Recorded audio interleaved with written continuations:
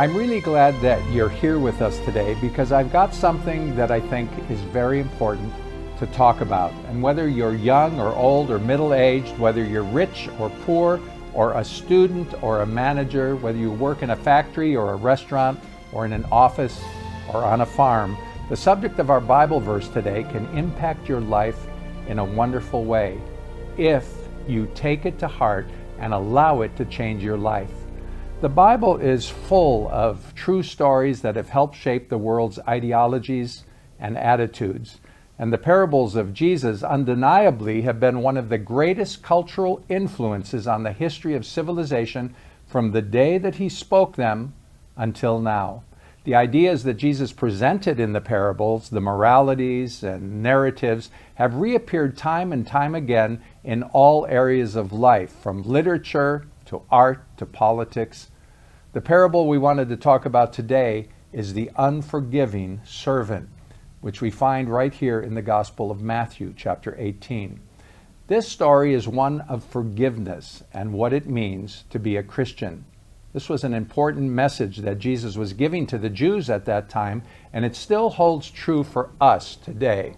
Many people didn't like hearing it, but the message was that the Jewish law was insufficient and that it needed to be replaced, just as God had already told his people through the prophet Jeremiah when he said, "The day is come when I will make a new covenant with the people of Israel and Judah." So in this parable, Jesus is telling everyone that the Messiah has arrived and this new era of history had begun. Just before telling this story about the unforgiving servant, Peter asks Jesus how often he should forgive a brother who sins against him. 7 times? No, Jesus replies, 70 times 7, implying that there's no limit to forgiveness. And at that point, Jesus tells the story of a servant and a king. The parable goes something like this. And so the kingdom of heaven may be compared to a king who decided to settle his accounts with his servants.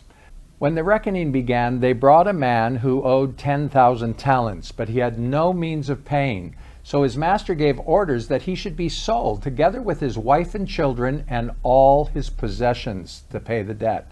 When the servant heard what was going to happen to him, he threw himself down at his master's feet and begged him, "Please be patient with me and I will pay everything I owe you."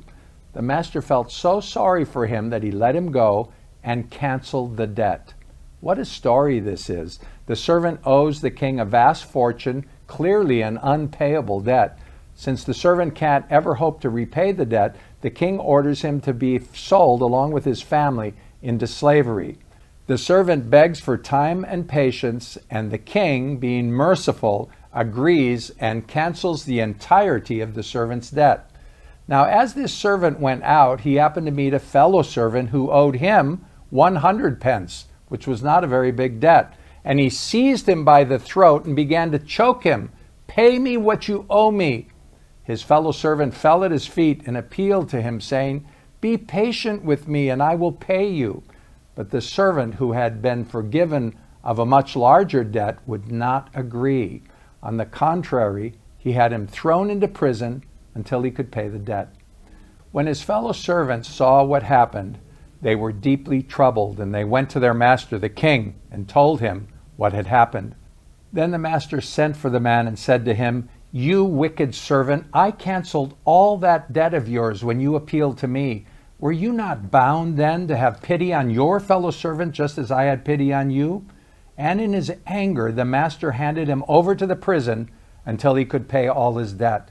And so that brings us to our Bible verse for today, Matthew chapter 18, verse 35, when Jesus said, "So likewise shall my heavenly Father do also unto you, if you from your hearts forgive not every one his brother their trespasses."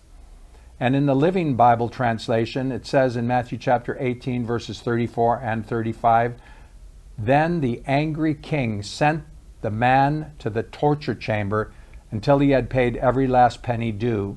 So shall my heavenly Father do to you if you refuse to truly forgive your brothers." The key to understanding this parable is the analogy of sin as a debt. Jesus' message in the book of Matthew frequently revolves around the idea that humans are imperfect and will inevitably sin. In this parable, the king who represented God has a servant, which could be you or me, who has more debt than he could ever repay, more sins than could be atoned for through rituals and good works. It's only because the king forgives the servant who isn't worthy or deserving that the debt is abolished. And it's only because God forgives us through the price that Jesus paid on the cross that our debt is abolished. What a powerful concept forgiveness is. Do you remember what Jesus said when he was hanging on the cross a few minutes before he died? He had just been humiliated and whipped and tortured and crucified with nails in his hands and feet. He said, "Father, forgive them, for they know not what they do." They didn't even ask for his forgiveness, but he gave it anyway. Have you forgiven those who've hurt you? Thanks for being with us today, and thank you for making this world a better place by forgiving those who need your forgiveness. We look forward to seeing you again soon with another verse for the day.